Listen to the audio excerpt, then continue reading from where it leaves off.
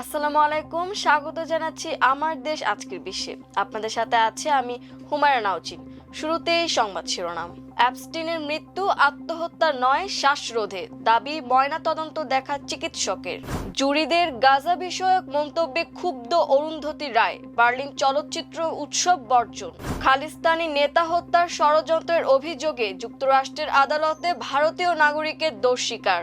মার্কিন সামরিক সহায়তার কারণেই গাজায় গণহত্যা হয়েছে বললেন কংগ্রেস সদস্য ওকাসিও কর্টেজ।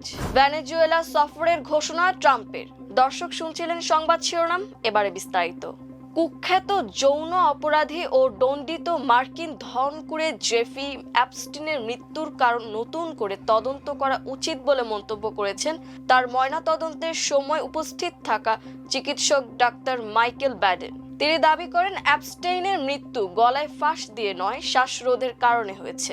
দ্য টেলিগ্রাফের এক প্রতিবেদনে বলা হয় 2019 সালে যৌন পাচারের মামলায় বিচার শুরুর অপেক্ষায় থাকা অবস্থায় অ্যাপস্টেইনের আত্মহত্যার বিষয়ে নিউ ইয়র্ক মেডিকেল এক্সামিনার দপ্তরের বক্তব্যে সন্তুষ্ট নন ডাক্তার ব্যাডেন নিজে ময়নাতদন্ত পরিচালনা করেননি, তবে তিনি অ্যাপস্টিনের পরিবারের পক্ষ থেকে পর্যবেক্ষক হিসেবে পরীক্ষার সময় উপস্থিত ছিলেন। দ্য টেলিগ্রাফকে দেওয়া সাক্ষাৎকারে এই প্যাথোলজিস্ট বলেন, আমার মতে তার মৃত্যু সম্ভবত ফাঁসিতে ঝুলে নয়, বরং গলায় চাপ প্রয়োগের কারণে হয়েছে। এখন পর্যন্ত যে তথ্য পাওয়া গেছে তাতে মৃত্যুর কারণ ও ধরন নির্ধারণে আরও তদন্ত প্রয়োজন। সাম্প্রতিক বছরগুলোতে প্রকাশিত সরকারি নথিপত্র অ্যাপস্টিনের মৃত্যু নিয়ে আরও রহস্য ঘনীভূত করেছে। অ্যাপস্টিনের মৃত্যুর রাতে ধারণ করা সিসিটিভি ফুটেজ প্রকাশের পর রেকর্ডিংয়ে রহস্যজনক একটি নিখোঁজ 1 মিনিট নিয়ে ব্যাপক জল্পনা শুরু হয়েছে। অদৃশ্যভাবে কেউ তার সেলে প্রবেশ করেছিল এমনও ধারণা করা হচ্ছে। গত ডিসেম্বর অ্যাপস্টেইন ফাইলস এর প্রথম দফা প্রকাশের অংশ হিসেবে বিচার বিভাগ অ্যাপস্টেইনের ময়নাতদন্তের একটি আংশিক সম্পাদিত সংস্করণ প্রকাশ করে। ওই নথিতে অ্যাপস্টেইনের মৃত্যুর ধরন অংশে লেখা রয়েছে মুলতবি, আত্মহত্যা ও হত্যাকাণ্ড উভয় ঘরই ফাঁকা রাখা হয়েছে। গাজা ইস্যুতে বার্লিন আন্তর্জাতিক চলচ্চিত্র উৎসবে জুরি বোর্ডের সদস্যদের বিতর্কিত মন্তব্যের প্রতিবাদে উৎসব বর্জনের ঘোষণা দিয়েছেন ভারতীয় লেখিকা অরুন্ধতী রায়। গতকাল শুক্রবার ভারতের সংবাদ মাধ্যম দ্য ওয়ারে প্রকাশিত এক বিবৃতিতে তিনি এই সিদ্ধান্তের কথা জানান। গত বৃহস্পতিবার উৎসবে উদ্বোধনী অনুষ্ঠানের পর সংবাদ সম্মেলনে জুরি বোর্ডের প্রধান বিখ্যাত জার্মান পরিচালক উইম ওয়েন্ডার্সকে গাজা যুদ্ধে জার্মানির সমর্থন ও মানবাধিকারের দ্বিমুখী নীতি নিয়ে প্রশ্ন করা হয়। জবাবে ওয়েন্ডার্স বলেন, চলচ্চিত্র নির্মাতাদের রাজনীতি থেকে দূরে থাকা উচিত। আমরা যদি রাজনৈতিক চলচ্চিত্র নির্মাণ করি তবে আমরা রাজনীতির মাঠে ঢুকে পড়ব, কিন্তু আমরা তো রাজনীতির প্রতিপক্ষ বা পাল্টা ভারসাম্য। আমাদের উচিত মানুষের জন্য কাজ করা, রাজনীতিকদের কাজ করা নয়। জুরি বোর্ডের আরেক সদস্য পুলিশ প্রযোজক পুশ জিন্সকা এই প্রশ্নটিকে একটু অন্যায্য বলে অভিহিত করেন এবং বলেন, বিশ্বের আরও অনেক জায়গায় গণহত্যা ঘটছে যা নিয়ে আলোচনা করা হয় না। এই মন্তব্যের প্রতিক্রিয়ায় অরুন্ধতী রায় বলেন, জুরি সদস্যদের মুখ থেকে শিল্পের রাজনৈতিক হওয়া উচিত নয় এমন কথা শোনা বিস্ময়কর। এটি মূলত মানবতার বিরুদ্ধে চলমান একটি অপরাধ নিয়ে আলোচনা বন্ধ করে দেওয়ার কৌশল। যখন আমাদের চোখের সামনে এই অপরাধ ঘটছে তখন শিল্পী ও লেখকদের উচিত তা বন্ধ করতে নিজেদের সর্বশক্তি প্রয়োগ করা। তিনি আরও বলেন, গাজায় স্পষ্টত ফিলিস্তিনিদের ওপর গণহত্যা চালাচ্ছে ইসরায়েল, আর যুক্তরাষ্ট্র, জার্মানি ও ইউরোপের দেশগুলো এই অপরাধে সরাসরি মদদ দিচ্ছে। প্রসঙ্গত, অরুন্ধতী রায়ের লেখা ও অভিনীত 1989 সালের ক্লাসিক চলচ্চিত্র in which Annie gives it those ones এবারের বার্লিনেল ক্লাসিক বিভাগে প্রদর্শনের জন্য নির্বাচিত হয়েছিল। 12 থেকে 22 ফেব্রুয়ারি পর্যন্ত চলা এই উৎসবে তার অংশ নেওয়ার কথা ছিল, কিন্তু জুরি সদস্যদের বিতর্কিত মন্তব্যের জেরে তিনি এবারের উৎসব বর্জনের ঘোষণা দিয়েছেন। যুক্তরাষ্ট্রের নিউ ইয়র্কে বসবাসরত খালিস্তানি আন্দোলনের নেতা ও মার্কিন নাগরিক জি.এস. পান্নুনকে হত্যার ষড়যন্ত্রের দায় স্বীকার করেছেন ভারতীয় নাগরিক নিখিল গুপ্ত। নিউ ইয়র্কের একটি ফেডারেল আদালতে তিনি নিজের দোষ স্বীকার করেন। ঘটনাটি আন্তর্জাতিক অঙ্গনে কূটনৈতিক আলোচনার জন্ম দিয়েছে।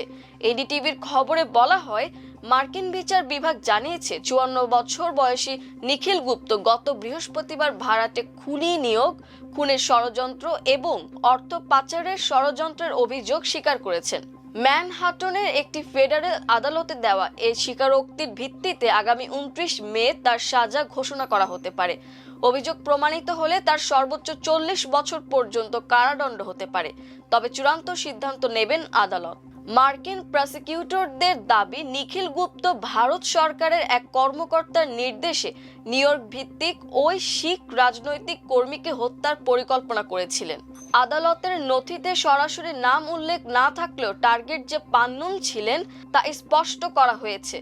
পান্নুন খালিস্তানপন্থী আন্দোলনের অন্যতম পরিচিত মুখ। ভারত সরকার অবশ্য পান্নুনকে তাদের প্রধান সন্ত্রাস বিরোধী আইন ইউএপিএ এর অধীনে সন্ত্রাসী হিসেবে তালিকাভুক্ত করেছে। তার সংগঠনকেও ভারতে নিষিদ্ধ ঘোষণা করা হয়েছে। মার্কিন কৌশলীদের অভিযোগ অনুযায়ী 2023 সালে নিখিল গুপ্তকে নিয়োগ করেছিলেন বিকাশ যাদব নামে এক ব্যক্তি। তিনি ভারতের মন্ত্রিপরিষদ সচিবালয়ের সঙ্গে যুক্ত ছিলেন। সেখান থেকেই ভারতের বৈদেশিক গোয়েন্দা সংস্থা রয়ের কার্যক্রম পরিচালিত হয়। যাদবের নির্দেশে যুক্তরাষ্ট্রের মাটিতে পান্নুনকে হত্যার জন্য ভারতে খুনি খোঁজার চেষ্টা করা হয় বলে অভিযোগ। মার্কিন কংগ্রেস সদস্য আলেকজান্দ্রিয়া ওকাসিও-কর্টেজ বলেছেন, যুক্তরাষ্ট্রের সামরিক সহায়তার কারণেই গাজায় গণহত্যা চালাতে পেরেছে ইসরায়েল। শুক্রবার মিউনিকে আয়োজিত নিরাপত্তা সম্মেলনে তিনি একথা বলেন। তিনি বলেন, আমি মনে করি নিঃশর্ত সহায়তার ধারণা অর্থহীন। ইসরায়েলকে দেয়া মার্কিন সামরিক সহায়তা নিয়ে তিনি বলেন, আমি মনে করি এটি গাজায় গণহত্যা চালিয়েছে এবং আমি মনে করি হাজার হাজার নারী ও শিশু মারা গেছে, যা সম্পূর্ণরূপে এড়ানো সম্ভব ছিল। ইসরায়েলি গণমাধ্যম হারেতজের এক সাংবাদিকের প্রশ্নের জবাবে কর্টেজ বলেন, যুক্তরাষ্ট্রের পরবর্তী নির্বাচনে ডেমোক্র্যাট মনোনীত প্রার্থীর উচিত হবে ইসরায়েলকে সামরিক সহায়তা দেওয়া পুনর্বিবেচনা করা। তিনি বলেন, আমার কাছে এটি কেবল প্রেসিডেন্ট নির্বাচনের বিষয় নয়। ব্যক্তিগতভাবে আমি মনে করি মার্কিন যুক্তরাষ্ট্রের নিজস্ব আইন মেনে চলার বাধ্যবাধকতা রয়েছে। কর্টেজ বলেন, আমাদের নিজস্ব আইন অনুযায়ী যখন আপনি গুরুতর মানবাধিকার লঙ্ঘন দেখবেন, তখন শর্ত সাপেক্ষে সহায়তা দেওয়া প্রয়োজন।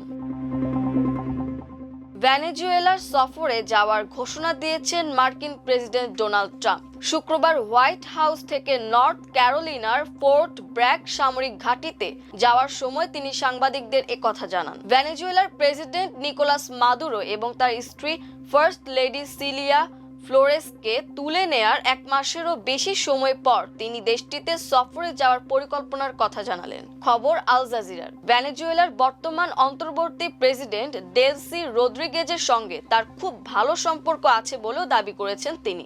ট্রাম্প বলেন, আমি ভেনেজুয়েলার সফরে যাচ্ছি। ভেনেজুয়েলার বর্তমান প্রেসিডেন্টের সঙ্গে আমার সম্পর্ক খুব ভালো।